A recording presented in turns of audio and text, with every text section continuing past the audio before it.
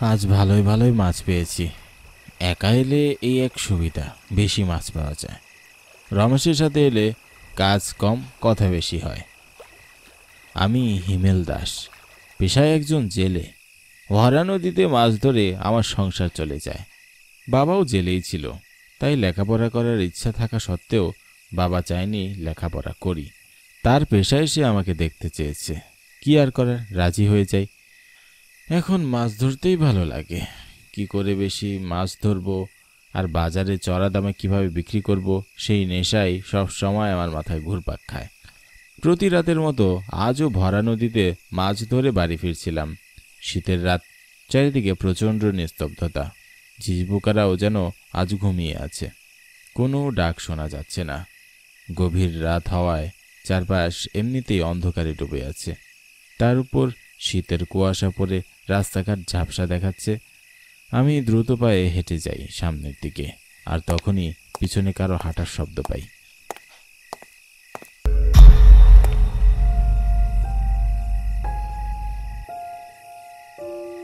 আমি প্রচণ্ড অবাক হয়ে পিছনে তাকাই। প্রথমে আমি খুব বেশি অবাক হইনি। হয়তো রমেশ ছিল, সেও মাছ ধরতে আসে, মজার চলে হয়তো পিছু নিয়েছে ভয় দেখাবে বলে। কিন্তু পিছনে ফিরে আমি পুরোটাই থ খেয়ে যাই। হাঁটার শব্দটাও এখন আর শোনা যাচ্ছে না। মনে হচ্ছে যেন কেউ একজন আমি থেমে যাওয়ার সাথে সাথেই থেমে যাচ্ছে। আমি চিন্তিত হয়ে পড়লেও পরক্ষণে নিজেকে বোঝাতে থাকি, হয়তো ভুল শুনেছি।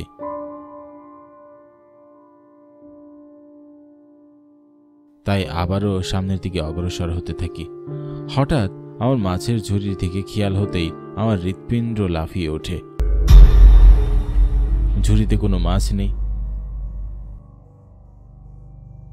এ কি করে সম্ভব?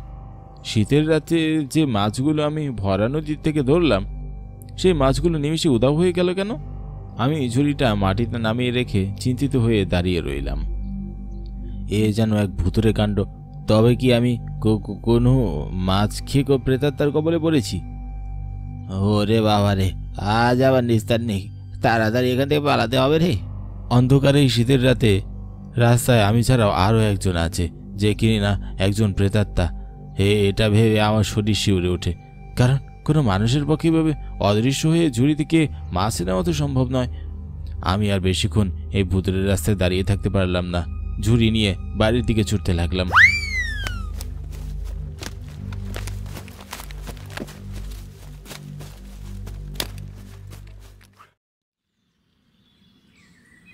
বাজারে অনেক ক্রেতা আছে, মাছ বিক্রেতাদের ভালোই বিক্রি হচ্ছে। দূর থেকে বন্ধু রমেশের দোকানের দিকে তাকিয়ে আছি। তার দোকানে ক্রেতারা মাছ কিনছে। গত রাতে কত কষ্ট করে মাছ ধরলাম বাজারে এনে বিক্রি করব বলে।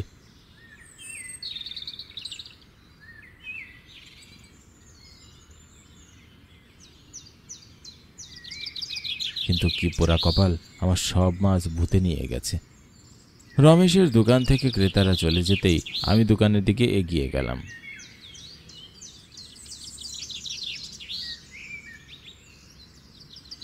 কিরে হিমেল, আজ দোকান খুললি না যে? শরীর খারাপ নাকি? না রে, কপাল খারাপ। মানে কি হয়েছে? আমি রমেশকে রাতে সব ঘটনা বললাম। সব শুনে রমেশ চিন্তিত হয়ে বলল, কাল রাতে আমি আমার গ্রাম থেকে অনেক দূরে নদী জয়ন্তীতে গিয়ে মাছ ধরেছি। ভরা নদীতে মাছ ধরলে খুব একটা মাছ পাই না, তাই জয়ন্ত নদীতে মাছ ধরেছি। কি করব বল, এই শীতের রাতে তো এত দূরে নদীতে মাছ ধরতে গিয়ে সুবিধা করতে পারবো না, তাই তো ভরা। হ্যালো বন্ধুরা, আজ আমি 1xBet নামে একটি অ্যাপ সম্পর্কে বলতে চাই, যেটি সবচেয়ে বিশ্বস্ত বুকমেকার। পিএসজি এবং সেরিয়া এ এই অ্যাপের স্পন্সর। অন্য অ্যাপের তুলনায় এখানে জেতার সম্ভাবনা অনেক বেশি। 30 ডিসেম্বর বাংলাদেশ প্রিমিয়ার লিগ শুরু হবে এবং সমস্ত ক্রিকেট প্রেমীদের জন্য আপনাদের প্রিয় দলকে সমর্থন করার দুর্দান্ত সুযোগ। এই অ্যাপে আপনি সমস্ত ম্যাচের লাইভ ফলাফল এবং সেই ম্যাচটি লাইভ দেখতে পারবেন। আপনি স্কোরের ভবিষ্যৎবাণী করে বাজি ধরতে পারেন এবং বিএমডব্লিউ গাড়ি, আইফোন, ল্যাপটপ এবং আরও অনেক কিছুর মতো নগদ পুরস্কার জেতার সুযোগ রয়েছে। এখানে ক্র্যাশ গেম আছে, প্লেন যত উপরে যাবে তত বেশি টাকা পাবেন। এছাড়াও বিভিন্ন ধরনের গেম রয়েছে, আপনি যা খুশি তা বেছে নিতে পারেন। পারেন এবং রেজিস্ট্রেশন করার সময় আমার প্রচার কোড 1DAK ব্যবহার করে প্রথমবারের মতো জমাতে পারেন 12,000 টাকা পর্যন্ত এবং ফ্রি স্পিন। আপনি সহজেই পেটিএম, ব্যাংক, নগদ, বিকাশ, রকেট এবং অন্যান্য সহজ পদ্ধতির মাধ্যমে আপনার জেতা টাকা তুলতে পারেন। আমি অনেকদিন ধরে এটি ব্যবহার করছি, আপনিও ব্যবহার করতে পারেন। তাহলে আর দেরি কিসের? পিন কমেন্টে লিঙ্ক দেওয়া আছে, লিঙ্কে ক্লিক করে রেজিস্ট্রেশন করুন অথবা গুগলে 1xbet সার্চ করে রেজিস্ট্রেশন করুন এবং রেজিস্ট্রেশনের সময় আমার দেওয়া প্রোমো কোড 1DAK ব্যবহার করুন এবং বোনাস পান। নদীতে যাই মাছ ধরতে, এখন তুই সেখানে ভূতের আনাগো না, মাছ ধরবো কি করে? তোর কথা শুনে তো প্রচণ্ড ভয় লাগছে রে। তারপরও আজ রাতে তোর সাথে আমি যাব ভরা নদীতে মাছ ধরতে। ঠিক আছে।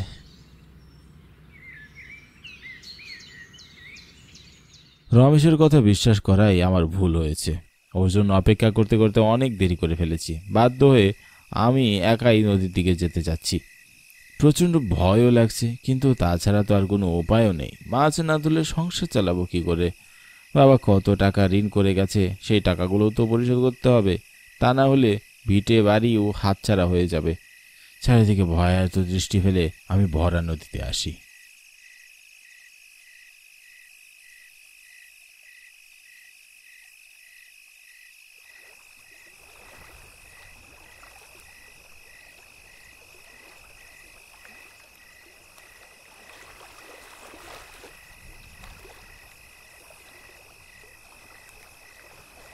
আজ অনেক বেশি মাছ পেয়েছি। মাছ দেখে খুশিতে মনটা ভরে গেলেও ভয় হচ্ছে কালকের মতো মাছও উধাও হয়ে যায় কিনা সেটা নিয়ে। তাই মাছের ঝুড়ির দিকে সজাগ দৃষ্টি ফেলে আমি দ্রুত পায়ে সামনের দিকে অগ্রসর হচ্ছি। যেতে যেতে হঠাৎ কান খাড়া করে শুনতে পাই কেউ যেন পিছন থেকে ডাকছে আমায়।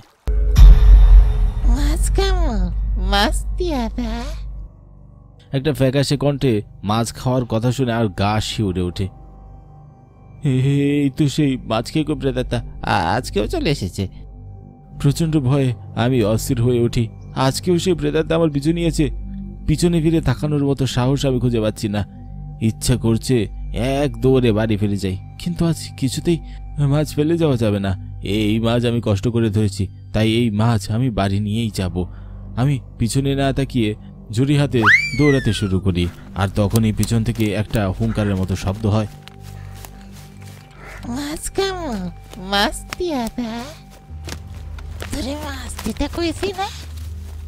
ভয়ঙ্কর এই হুঙ্কার শুনে আমার গলা শুকিয়ে আসে।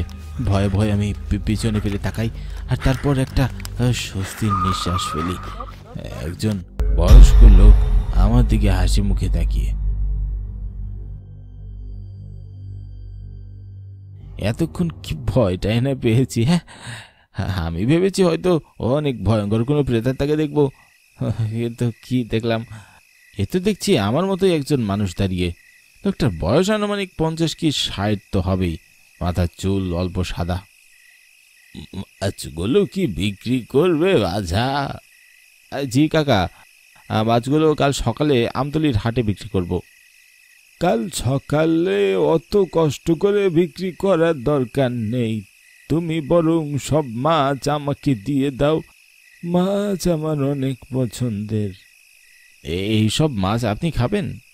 হ্যাঁ বাচ্চা, বললাম না মাছ আমার অনেক পছন্দের। ঠিক আছে, সব মাছ যেহেতু আপনি কিনবেন তাই দামটা আমি কম রাখবনি। কিন্তু আমি এর দাম দিব কি করে? আমার কাছে তো কোনো পয়সা নেই। মানে?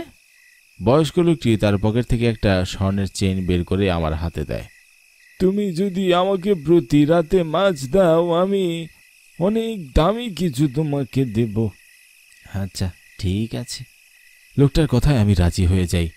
এই সব মাছের বিনিময়ে এত দামি স্বর্ণের একটা চেন পাবো তা আমি কখনো আশাও করিনি।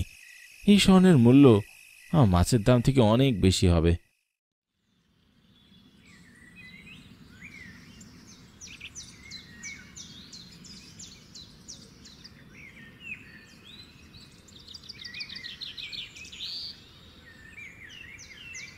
দে দেখি একটা বল মাছ দে।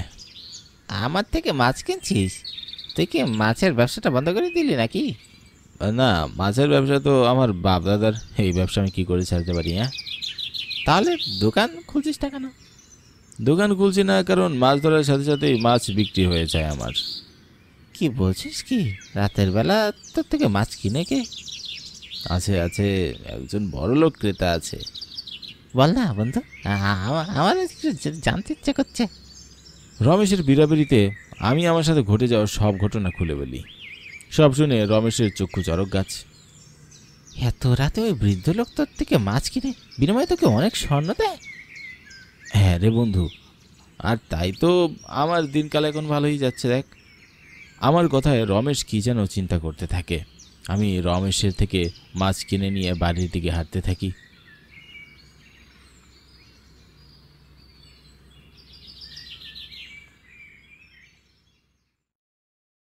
নিস্তব্ধ রাত, শীতের মাস হওয়ায় চারিদিক শীতল বাতাস। মোটা চাদর পরেও শীত যেন কিছুতেই হার মানছে না। যেতে যেতে হঠাৎ একটা চিৎকারের শব্দ শুনতে পাই। আমি কিছুটা এগিয়ে যেতেই এক ভয়ঙ্কর দৃশ্য আমার চোখের সামনে আমি দেখতে পাই।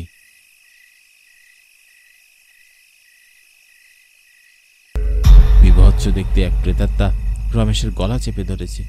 রমেশ নিজেকে ছাড়ানোর অনেক চেষ্টা করছে, কিন্তু ওই অশরীরী শক্তির কাছে এসে পেরে উঠছে না। এই দৃশ্য দেখে আমার হাত পা কাঁপছে। প্রেতাত্মাটি আর কেউ নয়, সেই বৃদ্ধ লোকটি যার কাছে আমি প্রতি রাতে মাছ বিক্রি করি। আবার ছোটবেলার বন্ধুকে মেরে ফেলেছে দেখে আমি চুপ থাকতে পারি না। কিছুটা সাহস নিয়ে প্রেতাত্মাকে উদ্দেশ্য করে বলি, ওকে ছেড়ে দিন। হিমেল, বাঁচা বাঁচা আমায়। প্রেতাত্মা আমার দিকে তাকিয়ে ভয়ঙ্কর কণ্ঠে বলে, ও একটা লোভী, ওকে আমি মেরে ফেলবো।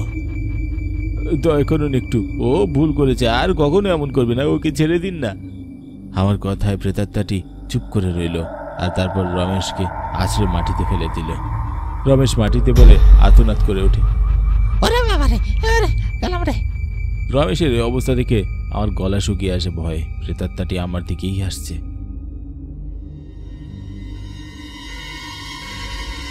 আমি শুধু তোমার থেকেই মাছ কিনবো, কারণ তুমি অন্যদের মতো লোভী নাও।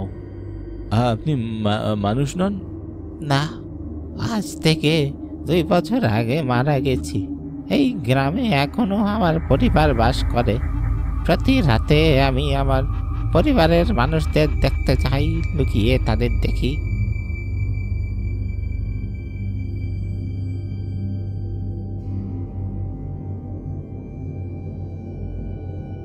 যখন বেঁচে ছিলাম তখন মাছ খেতে পছন্দ করতাম, তাই মরার পরেও আমি এই ভরা নদীর আশেপাশে ঘুরি।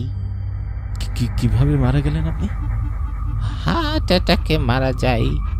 নিমতলি শ্মশানে আমায় পোড়ানো হয়। প্রেতাত্মার কথা শুনে আমার অনেক মায়া হতে লাগলো। প্রেতাত্মা চোখের সামনে থেকে অদৃশ্য হয়ে গেল। তারপর আমি দৌড়ে গিয়ে রমেশকে ধরি। কি রে, কি লোভ করেছিস তুই? তোর কথা শুনে অনেক ইচ্ছা হয় মাছের বদলে স্বর্ণ অলংকার পেতে, তাই ভরা নদীতে মাছ ধরে এখানে অপেক্ষা করতে থাকি। কিছুক্ষণের মধ্যে এক বৃদ্ধ লোক আসে মাছ কিনতে। লোকটি জানায় তার কাছে টাকা নেই। আমি বলি আমাকে স্বর্ণ অলংকার দিতে, কিন্তু লোকটি মুহূর্তে এক ভয়ঙ্কর প্রেতাত্মায় পরিণত হয়। আমাকে বৃদ্ধ লোকটা যাই দিত আমি তাই নিয়েই ফিরতাম, কিন্তু তুই বেশি লোভ করতে গিয়ে নিজের দুর্ভোগ ডেকে এনেছিস। লোভে পাপ আর পাপে মৃত্যু। আজ আমি সময় মতো না আসলে তুই সেই প্রেতাত্মার হাতেই আজ ভূত হয়ে যেতি। ঠিক বলেছিস, আমি আর কখনোই লোভ করব না। রমেশ তার ভুল বুঝতে পেরেছে। আমি তাকে নিয়ে বাড়ি চলে আসি। কই গিন্নি, কোথায় গেলে? আমি বেরিয়ে গেলাম। আসতে রাত হবে, তুমি সাবধানে থেকো।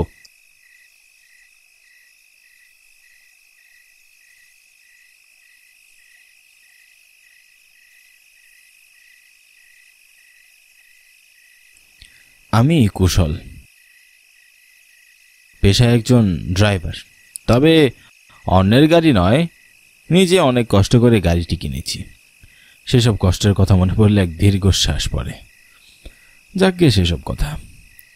আজ সারাটি বিকেল কিভাবে যে ঘুমের মধ্যেই কেটে গেল টেরই পেলাম না। অনেকদিন পর এমন স্বস্তির ঘুম হলো। ঘুম থেকে উঠে শরীরটাও বেশ ভালো লাগছে, আর কোনো ক্লান্তি অনুভব হলো না। তাই ঠিক করেছি আজ গাড়িটি নিয়ে শহরের দিকে যাব। তাতে বেশ ভালোই ভাড়া হবে মনে হয়। তার মধ্যে আবার রাতও নেমে পড়বে, ভাড়া একটু সকলে ধরেই দিবে। এতে যে 2 পয়সা ঘরে আসবে, আসুক।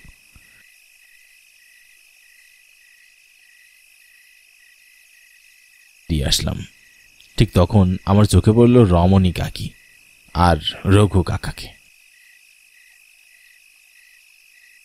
রমণী কাকি হতভম্ব হয়ে এসে আমাকে বলল, কি গো কুশল, তোমার তো দেখাই পাওয়া যায় না। এই নিয়ে মোট 3 বার আসলাম তোমাদের বাড়িতে, এসেই শুনি তোমার গিন্নি বলে তুমি নাকি নাক ডেকে ঘুমাচ্ছ, তাই আর ডাকিনি বাপু। আর এখন একেবারে তৈরি হয়ে এসেছি, আর বাড়ি যাব না। তুমি আমাদের একটু পাশের গ্রামটাই ছেড়ে দাও দেখি। নাই মানে বলি কি কাকি, এই ভোর সন্ধ্যাবেলা ওই দিকটা যাব না গো, তোমরা বরং অন্য গাড়িতে যাও, আমি আজ শহরে যাব। এত না না করিস, আমাদেরও বেশ তাড়া আছে, বিয়ে বাড়ি বলে কথা, দেরি করলে চলবে? এই ভোর সন্ধ্যাবেলা রওনা দিলে যেতে যেতে তো অনেক রাত হয়ে যাবে গো কাকা, আর ওই গ্রামের মাঝারি শ্মশানটাও তো যে ভালো নয়। আমি যাব না, তোমরা অন্য গাড়ি ডেকে নাও। সে তো আরেক ঝামেলা, তুই থাকতে অন্য কাউকে কেন ডাকবো বল? আর এ সময় তো তারা হুড়ো করে গাড়িও পাবো না। চলো না বাপু, এমন করছো কেন? 2 পয়সা না হয় বাড়িয়ে নিও, তাহলেও একটিবার রেখে এসো। ভাইজির বিয়ে বলে কথা, দেরি হয়ে গেলে সে 7 কথা শোনাবে। কাকা আর কাকি দুজনেই একেবারে নাছোড়বান্দা, কিছুতেই ছাড়তে রাজি হচ্ছেন না। এ পর্যায়ে আমিও আর না করতে পারলাম না, শেষমেশ তাদের অনুরোধে রাজি হয়ে গেলাম। তবে মনটা সায় দিতে চাইছিল না, কিন্তু কি আর করার, নাছোড়বান্দা হয়ে যেতেই হলো। তাই আর বেশি দেরি করলাম না, রঘু কাকা কাকিদের নিয়ে রওনা দিলাম।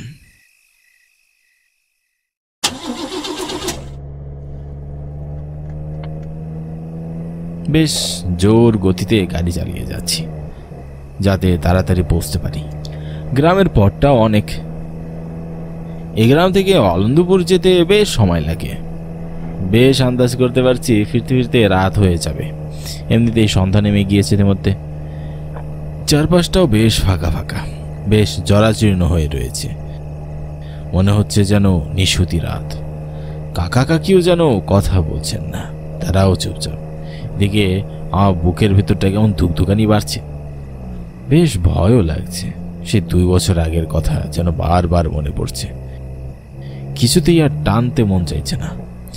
এদিক গাড়ির গতিও বাড়িয়ে ফেলেছি অনবরত, মন চাইছে এই মাঝপথে তাদের ছেড়ে দিতে, কিন্তু তাদের প্রশ্নের উত্তরে কি জবাব দিব এই ভয়ঙ্কর কালো অতীত তো তারা কেউ জানে না। বেশ মনের আনন্দে গাড়ি চালিয়ে যাচ্ছি পাশের গ্রামে। নতুন নতুন গাড়ি কেনায় বেশ আনন্দ হচ্ছিল। নিজের কষ্টের টাকা যে এত দামি একটি গাড়ি কিনতে পেরেছি ভেবেই অবাক লাগছে। আগেও অনেকে এরকম রাস্তায় এসেছি, তবে পরিবেশটা এত রোমাঞ্চকর কখনো লাগেনি। গাড়ির জানালা দিয়ে বাহিরের দৃশ্য দেখতে বেশ ভালোই লাগছে, মনে হচ্ছে এই নতুন গ্রামে এসেছি। বাইরের দৃশ্যের দিকে তাকিয়ে থাকতে কখন যে বাচ্চা ছেলেটি আমার সামনে এসে বলছে খেয়ালই করিনি। গাড়ির ধাক্কায় একেবারে হুমড়ি খেয়ে ছিটকে গেল দূরে। আমি দ্রুত গাড়ি থেকে নেমে ছেলেটির কাছে গেলাম। তার মাথা ফেটে রক্তের বন্যা বয়ে যাচ্ছে, ছেলেটির কোনো চিৎকার বা হুঁশ নেই। এ দেখে আমি ঘাবড়ে গেলাম। বেশ বুঝতে পারছিলাম আমার বেখিয়ালিপনায় নিষ্পাপ একটি শিশুর প্রাণ গেল। হঠাৎই সে সময় এক মধ্যবয়সী মহিলা ছুটে এসে বলতে লাগলো, আমার নিতাই, কি হয়েছে বাবা তোর? কথা বলছিস না কেন বাবা? ও আমার শখের ছেলে রে, কথা বল বাপজান, কথা বল। তোর মাথা থেকে যে রক্ত গড় গড়িয়ে পড়ছে রে, কথা বল নিতাই, তোর মা যে তোকে ডাকছে।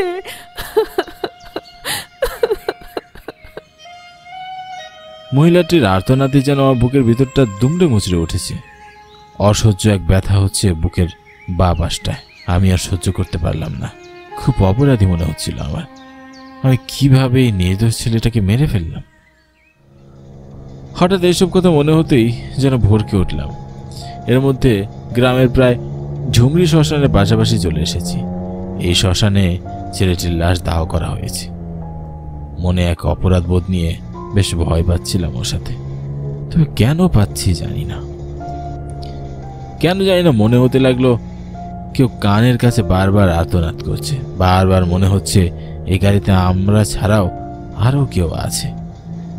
আমি আর এসব ভাবতে পারছিলাম না। মনে হচ্ছে এখনই হয়তো জ্ঞান হারাবো। কুশল, এবার থাম। আর কত দূর যাবি? বিয়ে বাড়ি তো পৌঁছে গেছি। কাকার গলা স্বর শুনে যেন চমকে উঠলাম, তবে তাদেরকে বুঝতে দিলাম না আমি যে একটু ভয়ে আছি। বেশ স্বাভাবিক কণ্ঠে বললাম, অন্যমনস্ক হয়ে পড়েছিলাম। এবার গাড়িটা থামা, আমরা নেমে পড়ি।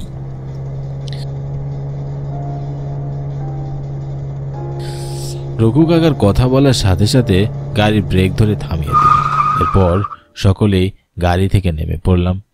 এ সময় হঠাৎ রমণী কাকি বলে উঠল, কি এত ভাবছিস শুনি যে গন্তব্য ছেড়ে অন্য জায়গায় চলে যাচ্ছিলিস? কার কথা ভাবছিলে গো? নিশ্চয় তোমার পরম কাছের গিন্নির কথা। না না কাকি, কি যে বলো না তুমি। চল না কুশল, আমাদের সাথে খাওয়া দাওয়া করে একসাথে বাড়ি ফিরবি। না গো কাকা, আজ না, অনেক দিন। প্রতিদিন কি এমন সুযোগ আছে রে? অত ছাড়া চল তো, আর কথা বাড়াস না। রঘু কাকা আমায় বেশ জোরাজোরি করলেন, তবে আমি রাজি হলাম না। এক পর্যায়ে তারা আমার কাছে হার মেনে বিয়ে বাড়িতে ঢুকে গেল।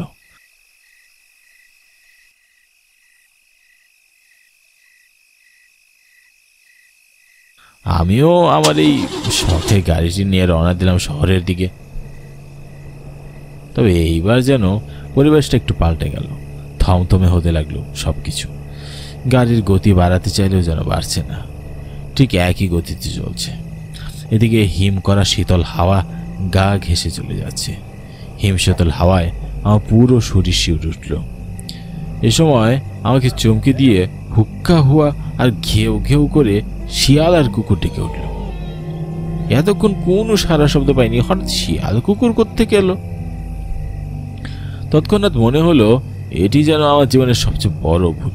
অনিচ্ছা থাকা সত্ত্বেও এসে যেন পৃথিবীর শ্রেষ্ঠ ভুলটা আমি করে ফেলেছি।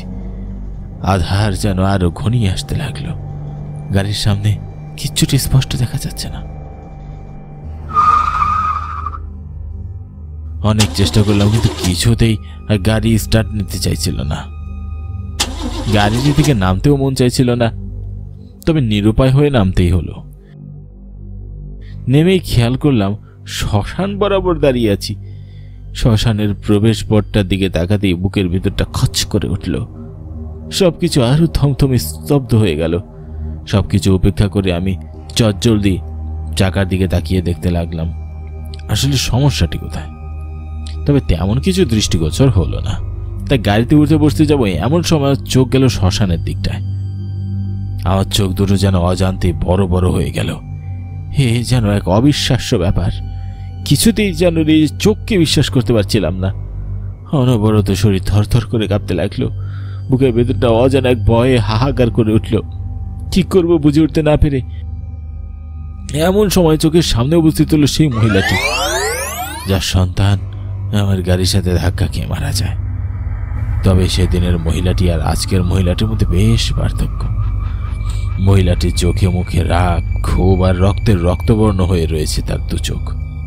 পুরো শরীর যেন কেউ তাকে আশ্রে আশ্রে ক্ষতবিক্ষত করে দিয়েছে। মহিলাটি এক দৃষ্টিতে আমার দিকে তাকিয়ে রইল, আর এদিকে আমার বুকের ভেতরটা দুমড়ে মুচড়ে ছারখার হয়ে যাচ্ছে। পালাতে চাইলে যেন মনে হচ্ছে দুপা মাটিতে আটকে আছে, আর কিছুতেই ছাড়ছে না। এ সময় কর্কশ কণ্ঠে মহিলাটি বলে উঠল, বল, আমার ছেলে তোর কি ক্ষতি করেছিল যে তার শাস্তি হিসেবে তার প্রাণটাই কেড়ে নিলে? আমার সন্তান তো অসহায় ছিল, তারপরও তুই তাকে কেন মেরে ফেললি? বল, কেন আমার বুকটা ফাঁকা করে দিলি? আমি জানি আমি ভুল করেছি, দয়া করে আপনি আমাকে মাফ করে দিন। আমি নিজেও বুঝতে পারিনি যে এত বড় একটা অঘটন ঘটে যাবে। সেদিন আমি ইচ্ছা করে আপনার ছেলেকে মারিনি। আপনি দয়া করে আমার বোঝার চেষ্টা করুন, এটি নিতান্ত একটি ভুল ছিল। না না না, আমি বিশ্বাস করি না তুই ইচ্ছে করে আমার ছেলেকে মেরেছিস। আমি জানি। এত কিসের রাগ তোর আমার ছেলের প্রতি? বল আমাকে, এক্ষুনি বল, নয়তো তোর গর্দান আমি নিয়ে নিব, আর সেই রক্তে আমার ছেলের আত্মাটার মুক্তি দিব। দয়া করে আপনি আমাকে মারবেন না, দয়া করে আমায় ছেড়ে দিন। আমি আপনার ছেলেকে ইচ্ছে করে মারিনি। দয়া করে আমার কথাগুলো একটু বোঝার চেষ্টা করুন না। তুই আমার কোল খালি করেছিস, আর আমি তোকে এত সহজেই ছাড়বো? কখনো না। সেদিনের ওই ঘটনার পর আমি নিজেও আর বেঁচে থাকতে পারিনি। নিজের শ্বাসকষ্ট আর হার্ট অ্যাটাক হয়ে আমি নিজেই মারা যাই। আর আজ তোর পালা, আমার ছেলের মৃত্যুর প্রতিশোধ নিব। কথা বলে মহিলাটি আমার গলায় এক হাত দিয়ে চেপে ধরলো। আমি যেন আর কিছুতেই নিঃশ্বাস নিতে পারছিলাম না। প্রাণ চাই চাই অবস্থা। বাঁচাও বাঁচাও বলে চিৎকার করতে চেয়েও যেন পারলাম না। মুহূর্তেই সব কিছু স্তব্ধ হয়ে গেল। চোখ দুটোর সামনেও যেন ঘনিয়ে এলো কালো আধার। প্রাণটা বেরিয়ে গেল।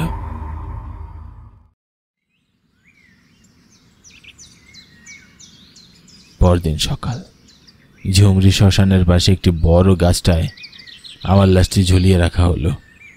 এই লাশটি দেখার জন্য যেন মানুষের ঢল পড়ে গিয়েছে, কিন্তু কেউ জানতে পারল না এই মৃত্যুর কারণ কি। সবার কাছেই এক কঠিন ধাঁধা। তবে আসলে কি আমি সেদিন দোষী ছিলাম?